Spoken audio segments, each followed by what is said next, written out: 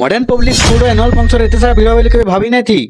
Hello Sambalpur, welcome to my mini blog. रेडी सेडी की गाड़ी धरकी बारे समय रेगा लिखी नेचर रो मजा नहीं पहुंची समय गणेश नगर के देखसु वाशिंग सेंटर खाली अच्छे भाबसु हमर गाड़ी के दुईबार के देसु धुई तो पूरा राय थी कर देसन गाड़ी गुड़ा धुई धुआ के पलेसु हमर लोकेशन के आसो देखसु जे लोकन को एते मात्रा भिड़ थला देखि कि तो हमें शौक हे गेलु। क्या बात कर रहे हैं?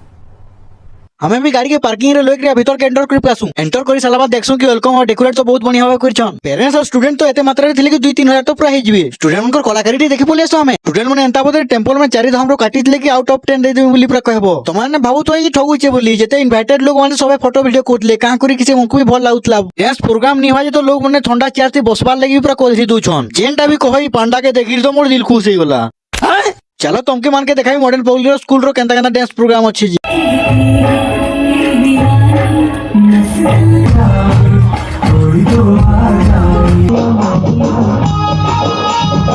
मॉडर्न पब्लिक स्कूल ने जदी आपण मनकर के पढु चनले कमेंट कर दे वीडियो जदी भल लागितो लाइक ते कमेंट शेयर कर दे जे मा सबले नेक्स्ट वीडियो फिर देखा हबा।